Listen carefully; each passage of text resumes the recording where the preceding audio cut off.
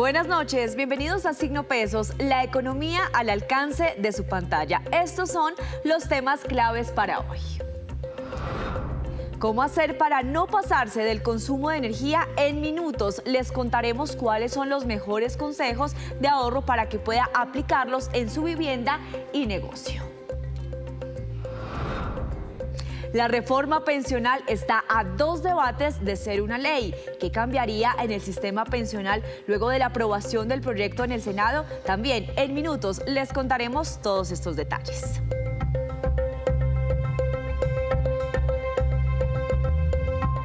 Comenzamos esta emisión de Signo Pesos hablando sobre la resolución que dejó en firme el Gobierno Nacional que fija el castigo para quienes derrochen energía eléctrica en el país. Dependiendo del estrato, cobrarán un sobreprecio por cada kilovatio adicional. Para ampliar esta información nos acompaña Julián Segura, docente de la Facultad de Ingeniería de la Universidad EAN. Profesor, muy buenas noches. Bienvenido a Signo Pesos. Muy buenas noches, Laura. Muchísimas gracias por la invitación. Pero mire, antes de comenzar con estos consejos sobre cómo ahorrar sobre el servicio del agua, lo invito a ver la siguiente nota de nuestra compañera Luisa Polo para conocer todos los detalles de esta norma. Lo primero para tener en cuenta es que la resolución aplica para todos los usuarios del país, es decir, hogares, negocios e industrias. Aplica lo que se conoce como usuarios regulados y es básicamente usuarios que consumen menos de 55.000 kilovatios hora día. A cada usuario se le calculará un consumo individual promediando sus consumos de los últimos 3 meses. La idea es que cada familia procure no pasarse de ese promedio. Si se pasa, se le cobrará un sobreprecio por cada kilovatio adicional que consuma. El cobro será de la siguiente manera. Para estratos 1, 2 y 3, por cada kilovatio hora adicional pagará 30% más de lo que cuesta el kilovatio normalmente. Para estratos 4, 5 y 6, por cada kilovatio adicional pagará 50% más. Para comerciales e industriales, por cada kilovatio hora adicional pagará el doble. Miremos un ejemplo hipotético. Un recibo de una familia estrato 2. Para sacar el consumo promedio se suma el consumo de los últimos 3 meses hasta marzo y se divide en 3. Si en enero consumió 40 kilovatios, en febrero 45 y en marzo 42, el promedio dará 42 kilovatios. Y ese resultado es su consumo promedio, que no debería sobrepasar. Ahora, si se pasa de ese tope de consumo y consumió, por ejemplo, 60 kilovatios, entonces quiere decir que se pasó 18 kilovatios. Ahí ocurrirá lo siguiente. Los primeros 42 kilovatios se los cobrarán al valor nominal del kilovatio. Para este ejemplo es de 870 pesos, pero los 18 kilovatios de exceso se los cobrarán a 1.131 pesos, que es el valor nominal con el 30% de recargo. Lo mismo pasará en los estratos 4, 5 y 6, solo que el recargo es del 50%. Pasados 6 meses, una vez se publica esta resolución, es decir, aproximadamente en el mes de octubre, cada comercializador, es decir, ENER en el caso de Bogotá o AIR en el caso de Barranquilla, va a calcular cuánto dinero recaudó por esta penalidad. Con base en esta penalidad es que se va a trasladar a los usuarios ese valor a descontar por el ahorro que generó.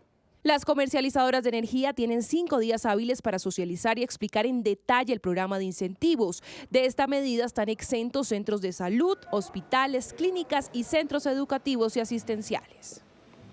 Profe, ya vimos entonces esta nota muy completa de la explicación de esta resolución de la CREC para poder ahorrar el servicio de energía y quienes lo derrochen, ya sabemos cómo se van a hacer entonces estos cobros. Pero entonces entremos en materia. ¿Qué hacer? ¿Cuáles son esos mejores consejos para ahorrar este servicio de energía en los hogares colombianos? Bueno, Laura, en este caso es muy importante que nosotros entendamos que en nuestro hogar nosotros podremos estar consumiendo en promedio unos 157 a 170 kilovatios hora al mes. Pues esto va a depender muchísimo de cómo estemos utilizando todos nuestros electrodomésticos y que utilicemos para consumir energía. Es muy importante también que ustedes como colombianos y como usuarios conozcan conozcan cómo son los consumos en su hogar. Entonces, pues estamos hablando que tener equipos de refrigeración, como son las neveras e incluso aires acondicionados, podríamos estar hablando de un 48%, 50% de la energía total que se consume en el hogar. Adicionalmente, podemos estar hablando que otros electrodomésticos como el televisor estaríamos consumiendo un 15% de la energía total, y ya en otros electrodomésticos, incluso solo la iluminación, estaríamos hablando de más o menos unos 14% aproximadamente de nuestro consumo, nuestra factura. Bueno, la cocina Entonces, es uno... Sí, profesor, lo escucho. no, que pues en este caso ya íbamos a hablar de que justamente en la cocina es uno de esos espacios en el hogar donde más consumimos energía. Entonces es donde especialmente tenemos que poner atención. Exactamente, quería arrancar por lo que usted nos acaba de decir. La cocina es pues esta zona del hogar donde uno más consume energía, pero uno se pregunta y uno dice, bueno, la nevera es este electrodoméstico que más consume, pero ¿cómo hacer este uso efectivo para de pronto reducir el consumo de kilovatios? O no sé con qué otro electrodoméstico de la cocina. Listo. Para la nevera tenemos que tener en cuenta que lo primero que tenemos que hacer es revisar la etiqueta energética que tiene este electrodoméstico. Esto basta simplemente con revisar en la parte delantera, en donde está la puerta, o incluso por un lado una etiquetica amarilla en donde va a tener unas letras de la A a la C, que son las de bajo consumo, que estaríamos hablando de un consumo aproximado de 175 kilovatios anuales. Mientras que si tenemos una nevera de mayor consumo con etiquetas de la D a la G, estaríamos hablando de un promedio de consumo de 650 kilovatios. Entonces estaríamos hablando de 3 veces más lo que consume una nevera de bajo costo. Ya con esto podríamos empezar a entender en dónde es que verdaderamente está nuestro consumo. Ya estará también en la operación de cómo lo hacemos. Entonces, pues claramente se recomienda cada vez que se está abriendo la nevera, pues no mantenerla mucho tiempo abierta, porque pues esto pierde su cadena de frío y esto involucra que pues haya un mayor consumo. De igual manera, hay neveras que pues tienen su refrigerador, su congelador, digamos que unido. Al abrir la puerta puede estarse afectando, o si tiene la puerta separada, de igual manera pues mantener lo más cerrado, lo más hermético posible. También como recomendación, ya con el tiempo pues las neveras, su caucho que precisamente permite sellar la nevera, se empieza a vaciar un poquito, se empieza a soltar. Entonces verificar que la nevera esté cerrando muy bien. Por otro lado, pues ya estamos hablando de otros electrodomésticos. En la gran mayoría de los hogares colombianos también tenemos microondas. Entonces, pues también es muy importante tener en cuenta cómo se está utilizando, justamente no tenerlos tampoco, por ejemplo, en nevera, hornos microondas o los propios hornos del hogar eléctricos, no tenerlos tan cerca a la nevera, porque este calor hace que la nevera también trabaje mucho más. Entonces, en estos términos de la cocina es muy importante revisar cómo están trabajando nuestros electrodomésticos. Adicionalmente, los propios microondas, televisores y demás también tienen etiquetas que nos permiten saber qué tanto consumen en el hogar. Profe, mire, ese tip que usted acaba de dar es bastante ilustrativo. Por ejemplo, yo no lo sabía, que es mejor tener estos electrodomésticos de la cocina a 1 metro de distancia o unos metros de distancia para que no consuma pues mayor, o que no trabajen en compañía, si se puede decir así. Si en estos momentos una persona va a comprar un electrodoméstico de la cocina, por ejemplo la nevera, el horno, ¿qué debe tener en cuenta? Porque por supuesto sí varía. A veces uno cree que esto puede ser un poco obvio, pero ¿qué características se debe fijar? Bueno, como te mencionaba hace un momentico, si vamos a comprar nevera, lo principal es mirar la etiqueta energética. Lo que te mencionaba, de buscar una nevera que esté en una etiqueta de la A a la C, en donde pues ya sabemos que ya vamos a tener una nevera de mucho más bajo o de menor consumo como tal. Si compramos una nevera con una etiqueta de una letra mayor, de la A a la G, ya sabremos que estamos consumiendo 3 veces mucho más. Adicionalmente, pues revisar también cómo es la nevera. Lo que te mencionaba, son mucho más eficientes eficientes las que tienen los espacios divididos, hablando de nevera y refrigerador o congelador, porque pues lo que te mencionaba hace un momentico, el hecho de que yo abra toda la nevera y ahí mismo está el congelador, eso hace que también esa cadena de frío, el hielo y todo pierda esta cadena y gaste mucho más energía para volver a enfriar la nevera. Entonces pues también es un tip que tal vez podemos comprar también neveras con compartimentos separados.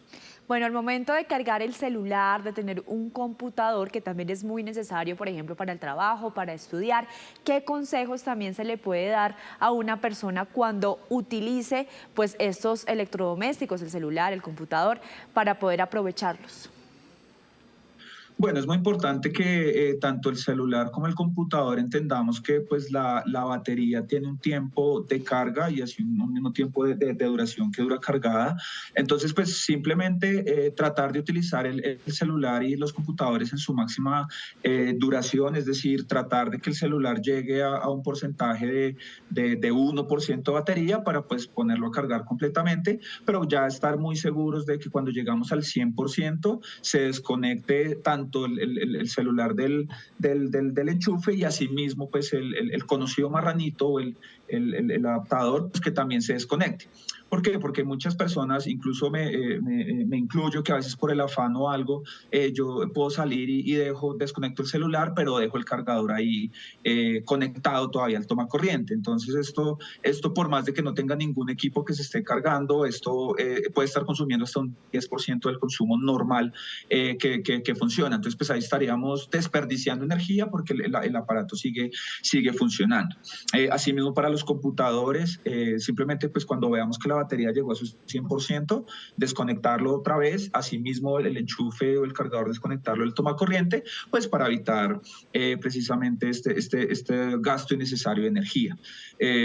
No lo solemos pensar, pero pues no tiene nada de malo que tanto la lavadora, por ejemplo, como los microondas, cafeteras, todo tipo de electrodomésticos adicionales que tengamos, simplemente pues si no lo estamos utilizando, desconectémoslo, porque de igual manera si están apagados y no hablamos ya de un equipo que tiene que tener carga como un computador o celular, el hecho de que yo tenga mi televisor conectado en mi vivienda todo el tiempo apagado, igual estoy consumiendo energía. Entonces simplemente es mantener desconectados los electrodomésticos y cuando tengan que ser utilizados, pues se conectan al suministro.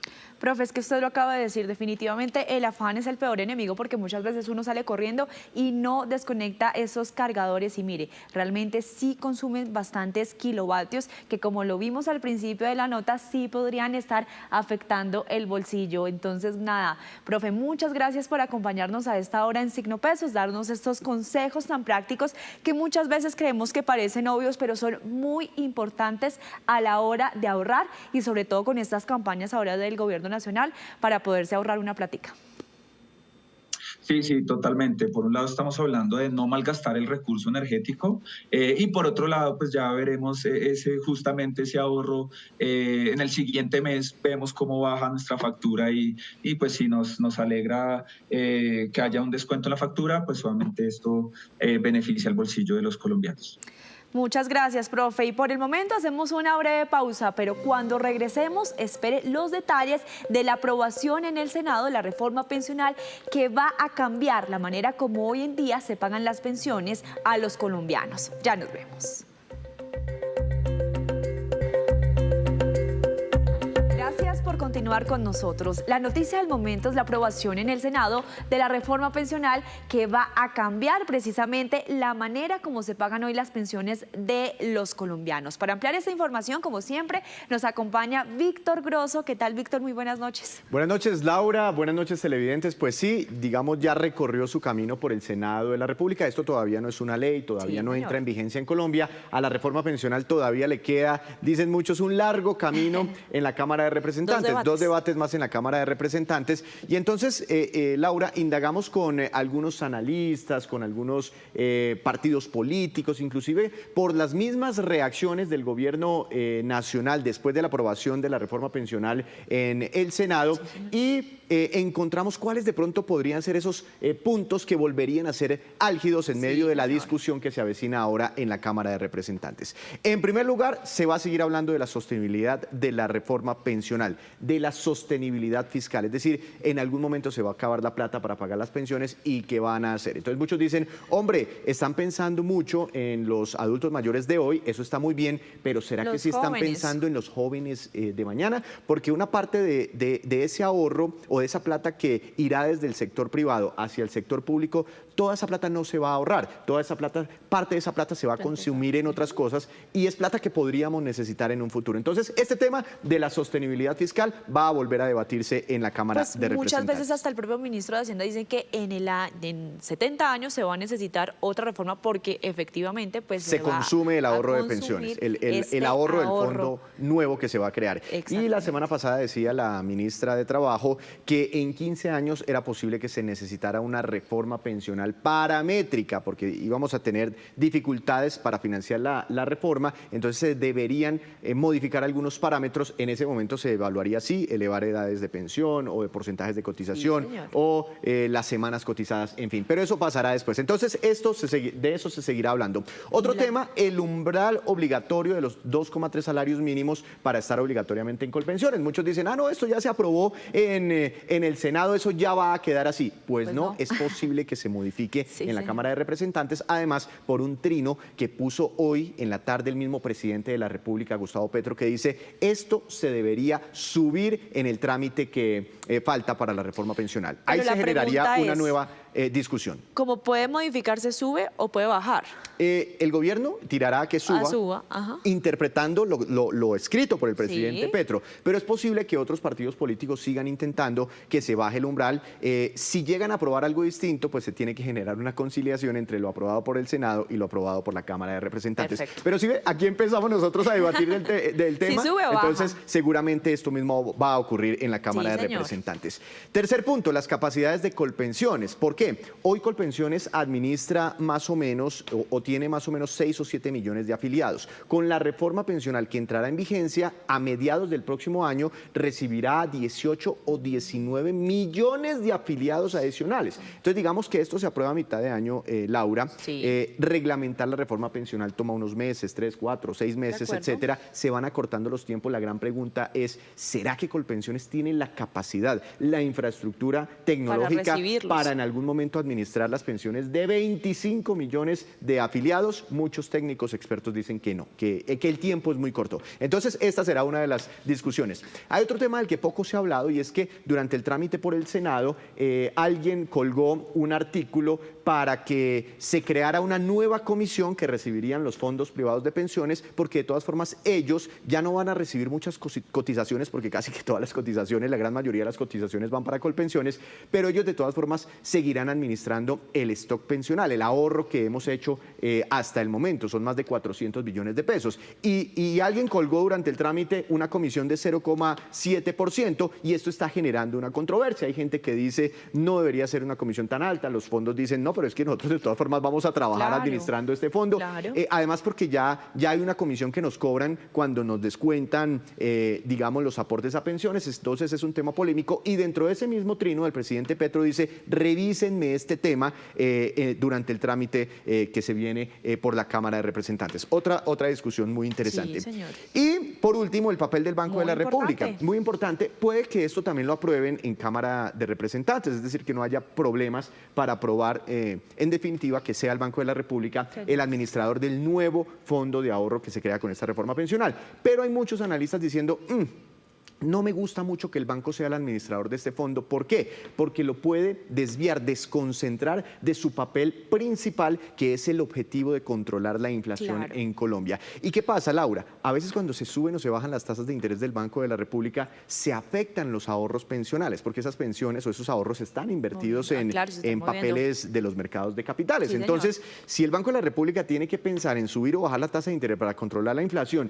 pero con una cosita ahí en la cabeza dándole vueltas de oye, ¿qué tal que esto me afecte el ahorro pensional? De pronto se puede generar un conflicto de interés y eso es lo que preocupa a algunos analistas, sobre todo porque el objetivo principal constitucional del Banco de la República debe ser el control de la inflación. Hay muchos otros temas que se van a discutir, pero no la tiene tan fácil la reforma, aunque muchos analistas dicen políticamente el gobierno tiene fuerzas más amigas en la Cámara que lo que ocurrió en el Senado. Bueno, esperemos entonces qué pasa con esta reforma pensional, que le hacen falta 2 debates. Por lo pronto, esto, como usted lo acaba de decir, son estos puntos polémicos que los acaba de explicar muy bien Víctor Grosso. Gracias por acompañarnos. Hay otros puntos polémicos, como el último artículo que colgaron anoche sobre beneficios para comunidades indígenas y campesinas. Hay muchos puntos polémicos, pero estos serían algunos de los principales. Los vamos a estar, obviamente, hablando también en Signo Pesos conforme van pasando pues estos debates ahora en Cámara de Representantes. Muchas gracias, Víctor. Y antes de despedirnos, los dejo con este dato, el top 5 de los países que hacen platos con cerdos. Y adivinen qué, la lidera Colombia con la lechona, la sigue México con las carnitas, Perú con el pernil y México nuevamente cierra con estos 2 platos, las gringas y los tacos al pastor. Y así terminamos por hoy. Los esperamos mañana con una nueva emisión y toda la información económica que usted necesita saber. Esto es Signo Pesos, la economía al alcance de su pantalla. Buenas noches.